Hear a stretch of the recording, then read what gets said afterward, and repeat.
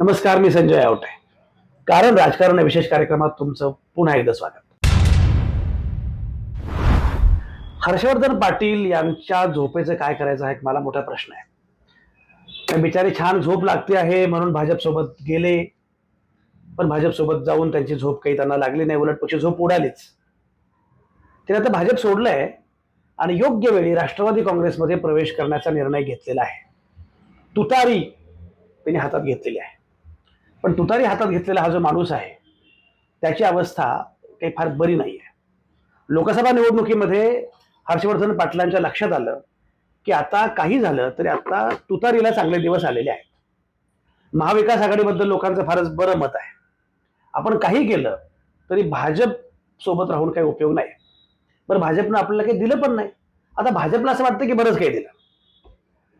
मेहताना त्या साखर कारखान्याच्या केंद्रीय शिखर याचं प्रमुख पद दिलं. सगळ्यात महत्वाचं म्हणजे त्यांच्या कारखान्याला निधी दिला. त्याहून महत्वाचं म्हणजे संरक्षण दिलं. असं बरंच काही दिलं. पण हर्षवर्धन पाटलांना आमदारकी, किमान गेल्या बाजार विधान परिषद असं काहीतरी हवं होतं.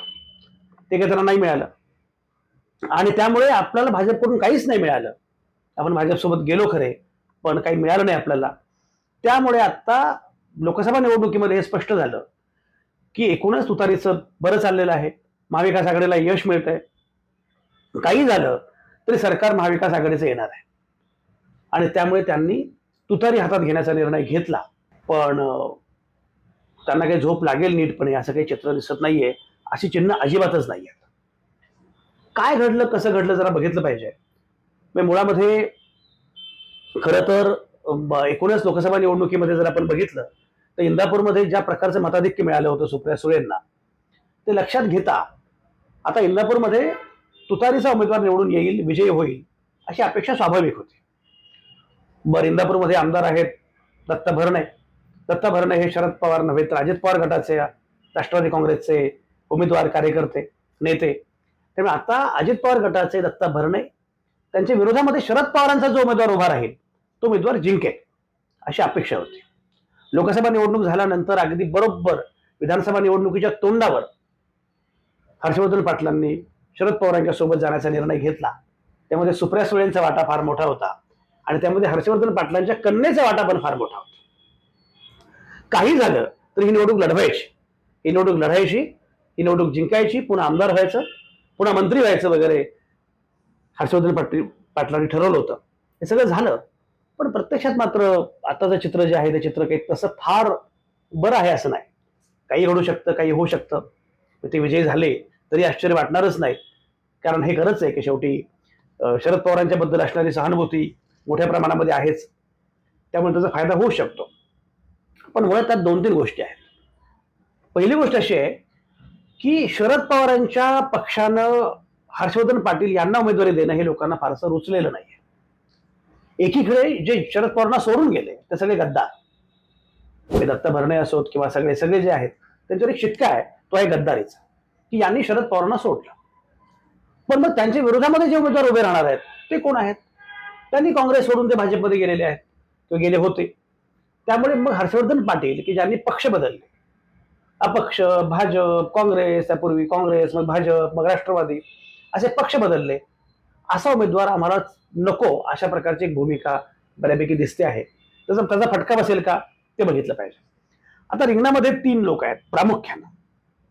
एक जे आहेत ते आहेत अर्थातच दत्ता भरणे, विद्यमान आमदार आहेत. हर्षवर्धन पाटील हे राष्ट्रवादी काँग्रेस शरद पवार पक्षाकडून उभे आहेत. प्रवीण माने हे उभे आहेत तिसरे.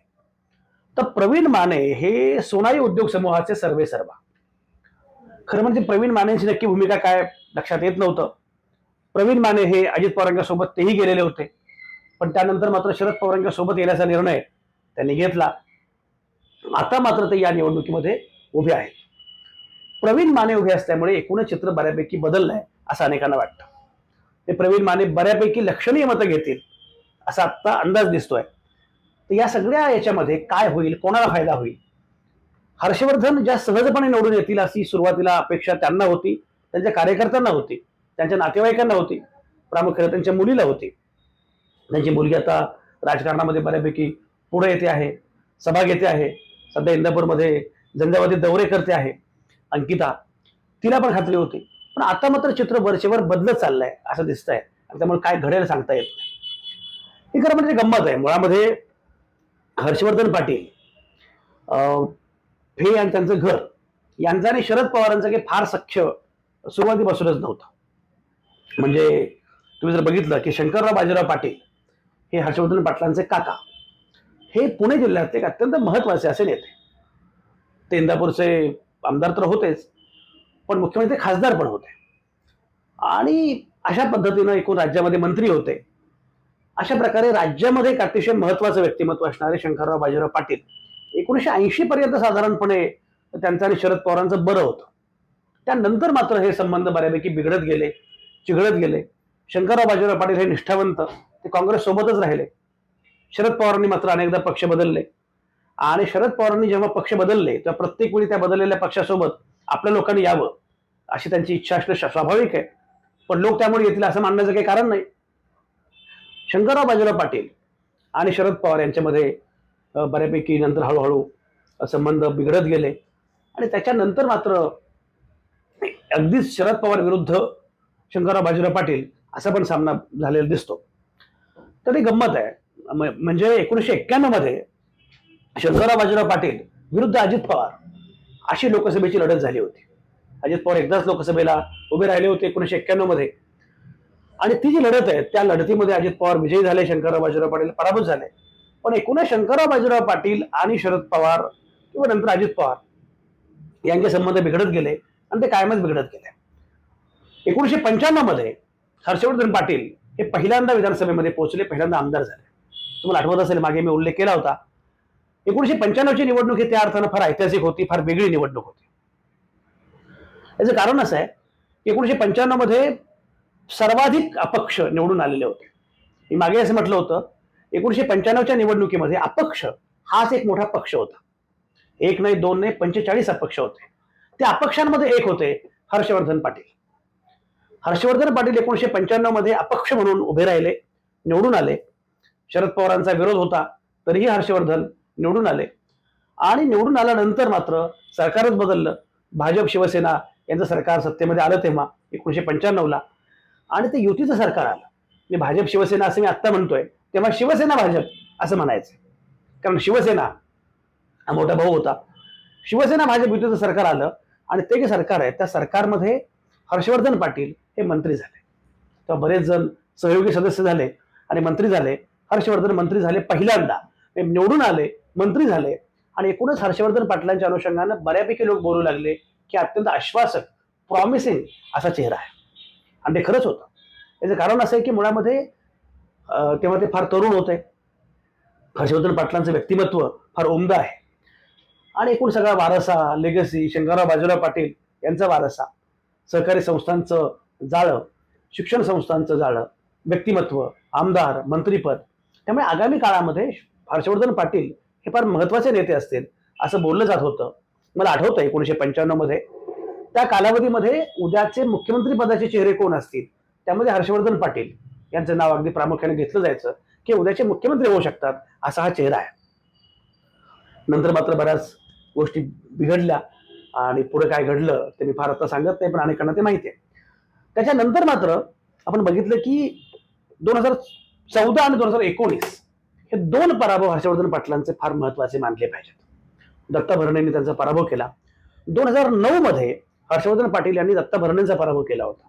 पण 14 आणि 19 या दोन्ही निवडणुकांमध्ये हर्षवर्धन पाटील यांना पराभूत व्हावं लागलं. आता 2024ची निवडणूक आहे, आणि पुन्हा एकदा तोच पारंपरिक सामना आहे, दत्ता भरणे विरुद्ध हर्षवर्धन पाटील. त्यामध्ये एक तिसरा उमेदवार जो आहे तो आहे प्रवीण माने. आता प्रवीण मानेंचं काय करायचं हा एक सगळ्यात महत्वाचा प्रश्न असणार आहे. गंमत बघा, म्हणजे मुळामध्ये मी मगाशी ज्याप्रमाणे उल्लेख केला की हर्षवर्धन पाटील यांचं चांगलं जाळं आहे कारखान्यांचं किंवा सहकारी संस्थांचं, हे सगळं खरं आहे. पण या सगळ्या याच्यामध्ये त्यांच्याबद्दलची नाराजी पण मोठ्या प्रमाणात आहे.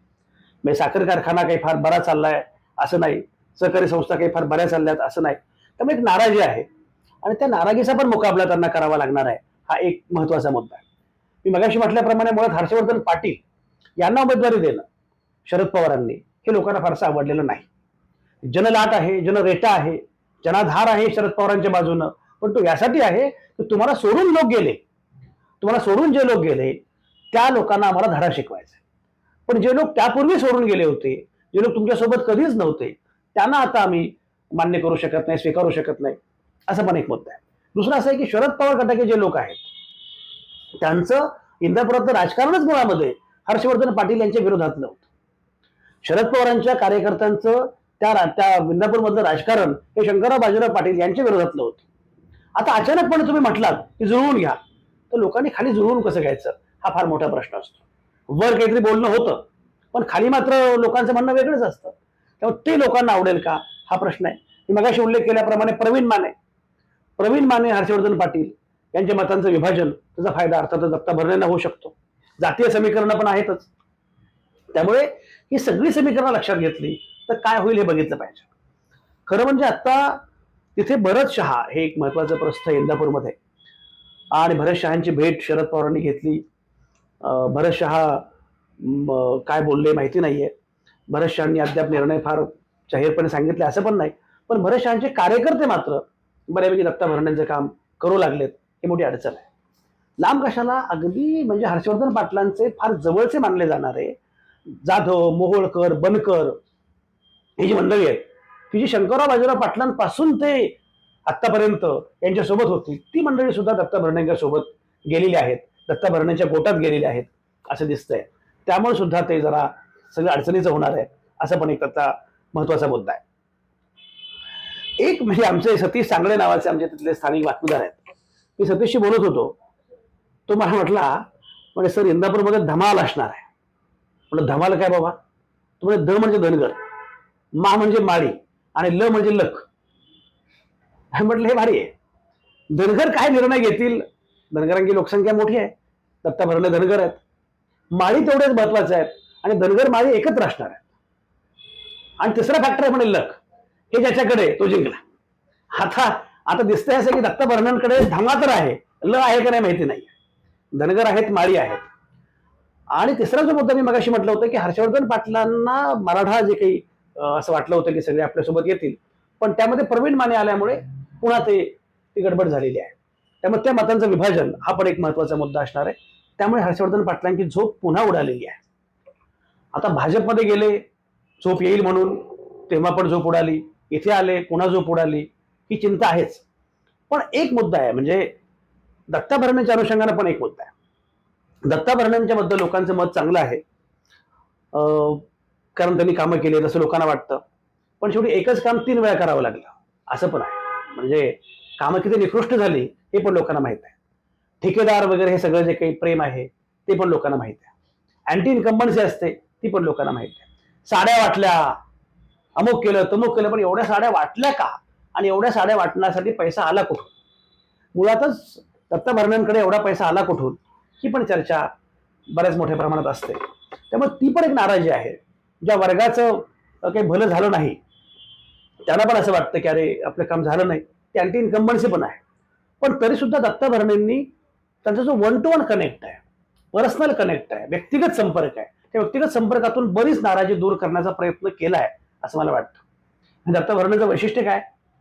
कुठलं लग्न आहे, कुठली मुंज आहे, कुठली मयत आहे, कुठलं काय आणखी आहे, या सगळ्याला ते असतात. आणि त्याच्यामुळे तो फायदा जो आहे ना तो दत्ता भरणेंना निश्चितपणे होतो. कारण लोकांना काय, आता अनेकदा मी बघतो ग्रामीण भागामध्ये विशेषतः, लोकांना काय तुम्ही फार कराल आमदार आमच्यासाठी अशी काही फार अपेक्षा नसते, कोणीच काही करत नाही हे लोकांनी आता बहुतेक स्वीकारलंय. पण किमान आमच्या लग्नाला या, किमान आमच्या दुःखाला या, सुखामध्ये सहभागी व्हा, अशा प्रकारे व्यक्तिगत संपर्क लोकांना आवडतो आणि त्यामध्ये दत्ता भरणे बरेच पुढे आहेत असं दिसतंय. हा पण एक मुद्दा सांगितला पाहिजे. बाकी मी म्हटल्याप्रमाणे त्या भागातले जे काही स्थानिक प्रश्न आहेत, मग त्यातला MIDCचा मुद्दा असेल किंवा आणखी बाकीचे काही मुद्दे असतील, या सगळ्या मुद्द्यांबद्दल तुम्ही जर बोललात तर हे सगळ्या मुद्द्यांच्या अनुषंगानं काहीच घडलं नाही असं लोकांना वाटतं. आणि त्यामुळे दत्ता भरणेंविषयी, या सरकारविषयी असणारी नाराजी जी आहे ती मोठ्या प्रमाणात आहेच. पण त्याचा फायदा हर्षवर्धन पाटलांना घेता येईल का हा फार महत्वाचा मुद्दा आहे. म्हणजे मी मगाशी म्हटल्याप्रमाणे हर्षवर्धन पाटलांना संधी खूप चांगल्या मिळाल्या. ते अगदी सोलापूरचे पालकमंत्री सुद्धा होते. हर्षवर्धन पाटलांना संधी खूप चांगल्या मिळाल्या. पण त्याचा फायदा त्यांना घेता आला नाही. त्याच्याही पेक्षा अधिक दत्ता भरणेंबद्दल बोललं पाहिजे. म्हणजे दत्ता भरणेंना सुद्धा संधी मिळाल्या, पण दत्ता भरणेंनी काय केलं हे पण बघितलं पाहिजे. म्हणजे मजा अशी आहे की दत्ता भरणेंनी त्यांना मंत्रिपद मिळालं. ते सोलापूरचे पालकमंत्री होते. सोलापूरचे पालकमंत्री म्हणून त्यांना करता येणं भरपूर शक्य होतं, पण दत्ता भरणेंना काही करता आलं नाही. शेवटी त्यांना परत बोलवावं लागलं. ते सोलापूरकरांनी सांगितलं की असा पालकमंत्री आम्हाला नको, असा पालक असण्यापेक्षा आम्हाला कोणी पालकच नको. तर दत्ता भरणेंनी सुद्धा मंत्री असताना ते चमकदार काम केलं असं अजिबात नाही. त्यांनी त्यांच्या मतदारसंघासाठी काही फार महत्वाचं मूलभूत काही काम केलंय असं अजिबात नाहीये. तर दत्ता भरणेंच्या अनुषंगाने असणारी नाराजी जी आहे ना, ती सुद्धा काही कमी आहे असं मानण्याचं कारण नाही. पण ती नाराजी भरून काढण्यासाठी ते दोन मार्गांचा अवलंब करतायत. पहिला अवलंब मी मगाशी म्हटल्याप्रमाणे वन टू वन कनेक्ट, की मी तुमचाच आहे, मी सर्वसामान्य माणसांचाच आहे एक. आणि दुसरं जे आहे ते म्हणजे हे साड्या वाटप आणि बाकीच्या गोष्टी. पण त्यामुळे ही नाराजी दूर होईल असं मानण्याचं कारण नाही. त्यामुळे दत्ता भरणेंबद्दलची नाराजी मोठ्या प्रमाणात आहे. हर्षवर्धन पाटील खरं म्हणजे गेली 10 वर्ष सत्तेपासून दूर आहेत, पण तरीही त्यांच्याबद्दल सहानुभूती वाटावी असं एकूण चित्र दिसत नाहीये. किंवा मी मगाशी म्हटल्याप्रमाणे उलट पक्षी ती नाराजी आणखी आहेच. याचा फायदा घेण्यासाठी प्रवीण माने उत्सुक आहेत, पण प्रवीण माने हा तो चेहरा असेल का अशी लोकांना शंका आहे. की शेवटी कितीही म्हटलं तरी प्रवीण माने हे की आपले आमदार असू शकतील का याबद्दल लोकांना शंका वाटते. आता या सगळ्या गुंतागुंतीचा फायदा कोणाला होईल हा सगळ्यात महत्वाचा मुद्दा आहे. प्रवीण माने भरपूर मतं घेणार याच्यामध्ये काही शंका नाहीये. हर्षवर्धन पाटील यांना त्यांची शेवटी एक मतं आहेत, त्यांची एक वोट बँक आहेच. मी मगाशी म्हटल्याप्रमाणे हर्षवर्धन पाटील हे मुळात इतक्या वर्षांपासून ते तिथे आहेत. हर्षवर्धन पाटील आणि दत्ता भरणे यांच्या लढती आपण जर बघितल्या तर प्रत्येक वेळी त्यात लढती तशा अगदी काट्याची लढती आहेत. म्हणजे असं काही फार सहजपणे विजय मिळाला दत्ता भरणेंना असं झालेलं नाहीये. त्यामुळे उलट पक्षी तशी त्या अर्थानं फार त्यांना ती निवडणूक भरणेंना सोयीची आहे असं नाही. आणि हर्षवर्धन पाटलांची वोट बँक कमी आहे असं पण नाही. ती वोट बँक लक्षणीय आहे. पण ती जी वोट बँक आहे त्या वोट बँकेचं विभाजन प्रवीण माने करतील ही मुख्य भीती हर्षवर्धन पाटलांच्या समोर आहे. हा त्यातला एक महत्वाचा मुद्दा आहे. दुसरा मुद्दा असा आहे की आता एक मुद्दा हर्षवर्धन पाटलांच्या बाजूला आहे. तो म्हणजे हर्षवर्धन पाटलांची मतं अधिक शरद पवारांची मतं, अधिक काँग्रेसची मतं, अधिक उद्धव ठाकरेंची मतं, ही सगळी मतं एकवटली तर कदाचित हर्षवर्धन पाटलांना अजिबातच संधी नाही असं मानण्याचं कारण नाही. पण एकूण एक मात्र नक्की आहे की इंदापूरची निवडणूक हे एकदम हॉट सीट आहे. इथे काय होईल हे अजिबात सांगता येत नाही. त्यामुळे कोण निवडून येईल हे सांगणं कठीण आहे. पण हे नक्कीच आहे की हर्षवर्धन पाटील यांना ही निवडणूक अजिबात सोपी नाही. दत्ता भरणे यांनाही निवडणूक सोपी नाहीये. प्रवीण माने यांनी मात्र या निवडणुकीमध्ये गंमत आणलेली आहे आणि ते सगळ्यांची गंमत बघतायत असं एकूण दिसतंय. काय होईल या निवडणुकीमध्ये हे बघितलं पाहिजे. खरं म्हणजे मी फक्त 2च वेळा गेलो होतो तिकडे. फार दौरे केलेले नाही आहेत. स्थानिक स्तरावर अनेकांना बऱ्याच गोष्टी माहिती असतील. जे तुम्हाला वाटतं ते लिहा कमेंटमध्ये. बाकी बोलत राहो, भेटत राहो.